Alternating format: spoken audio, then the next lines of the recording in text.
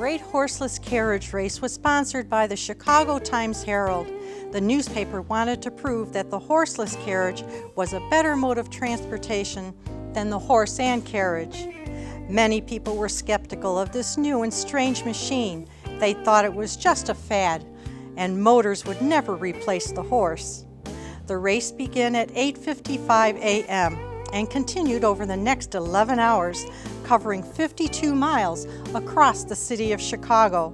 Initially, 79 carriages entered the race, but because of snow and mechanical problems, only 6 made it to the starting line. Each carriage had a driver and an umpire. The umpire's job was to make sure the rules were followed. 2 of the carriages were electric and ran on batteries instead of gasoline. The Haas, Mueller, and O'Connor carriages used engines built in Germany by the Benz company. Only Frank Duryea's carriage was built completely in America. Macy's department store sponsored the O'Connor carriage in hopes of selling the vehicle in its store if it won. Each man in the race knew that the winner had a chance of mass producing and selling his horseless carriage to the public. November 28, 1895 was not a good day for a race. It had snowed 12 inches the previous day, leaving drifts of up to 2 feet deep. Despite the weather, 5 hand-built horseless carriages awaited the start of America's first automobile race. An hour later, a 6th carriage would join the race. And then they were off, one by one. At staggered starting times, the carriages putt-putted away, reaching the speed of 7 miles per hour. Within miles of the start, the snow proved too much for the gears of the De Laverne carriage, and it had to drop out of the race. Soon after that, the Electrobat and the Sturgis Electric simply ran out of electricity. That left the race up to just 3 drivers. In the lead carriage was quiet, determined Frank Duryea. Frank had spent endless hours in his garage working on his horseless carriage, a machine he liked to call his buggy-yacht. Frank had fine-tuned his engine to perfection. He knew every bolt, pin, screw, valve, gasket, and doohickey. Just a few minutes behind Duryea drove Jerry O'Connor. An excellent driver, Jerry was determined and experienced. He had driven before in races in France. Oscar Mueller was in 3rd place. Oscar had broken down on the way to the starting line and was an hour late. However, he was still the favorite to win because he had just beaten Duryea a month earlier in an exhibition race.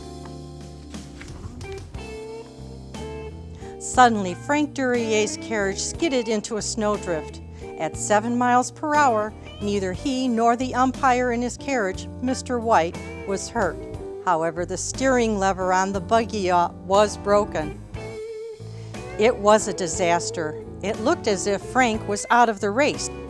His only chance of getting back in the race was to fix the lever. But how? It took some time, but Frank found a blacksmith shop. Because the rules forbade anybody from helping a driver repair his vehicle, Frank had to borrow the blacksmith's tools. As Frank desperately worked, his mind was on O'Connor, who was surely taking the lead. It would be nearly an hour before the buggy-yacht was fixed. At last, Frank was back in the race, and 2 hours later he was still going strong when a man from the side of the road called out that he was only 20 minutes behind O'Connor. Frank figured he must have been driving faster than O'Connor if he had lost an hour at the blacksmith shop, but was now only 20 minutes back. "Yeah, yeah, yahoo!" shouted Frank through his chattering teeth. Everyone was shouting, "Go, go, go!" The buggy-yacht was gaining fast. As Frank passed by, he tooted his horn. Honk, honk. Before long, Duryea and O'Connor were neck and neck. Both throttles were wide open. Putt, putt, putt. Each carriage sped along. The race continued down Chicago Avenue and then around the next bend. The buggy-yacht pulled ahead. Not too long after that, Jerry O'Connor started having trouble. A horse-drawn sleigh tried to cross the street in front of him, and they collided. The accident bent 4 spokes on his carriage, which left it unable to be steered. O'Connor noticed that he was right near the Clark Street trolley. With the aid of a few people from the crowd, he pushed his carriage onto the rails. He figured that if the rails could steer for him, he could get to the next relay station for repairs. "I'm not out of the race yet," he exclaimed. By late afternoon, Frank Duryea was way ahead, even though he made a wrong turn and was trying to get back on course. No one could stop him now, or so he thought. And then his engine started to smoke. He heard a loud kerplunk, and then another, and then a hiss, and then a patooey.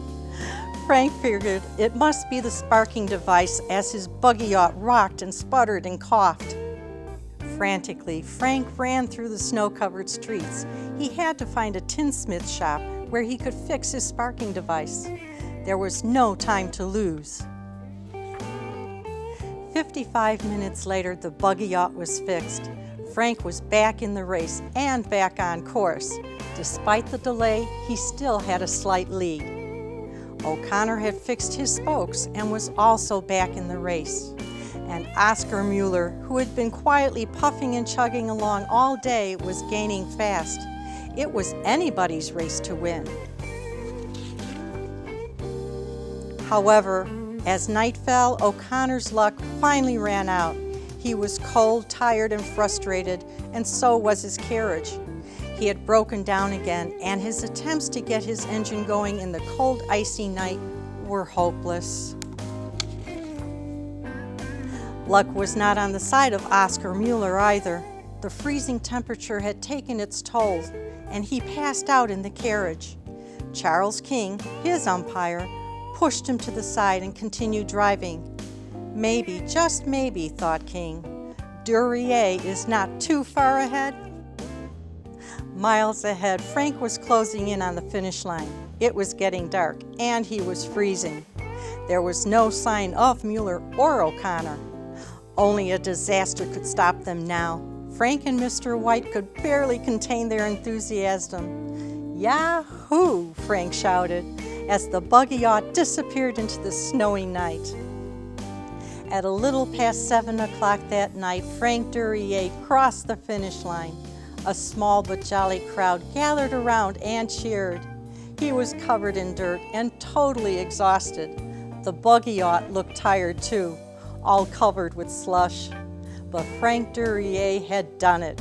He had driven 52 miles in 10 hours and 23 minutes, while averaging just 7 miles per hour. "Yahoo!" shouted Frank. With the help of his brother Charles, Frank started America's first automobile company, the Duryea Motor Company. The following year, 1896. They built 13 identical horseless carriages by hand and sold them to the public.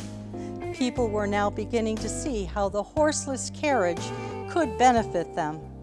Within 3 years, there were more than 200 automobile companies.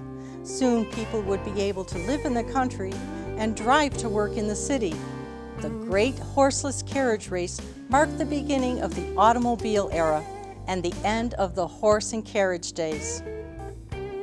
The early pioneers revolutionized the way people lived and worked. America would never be the same.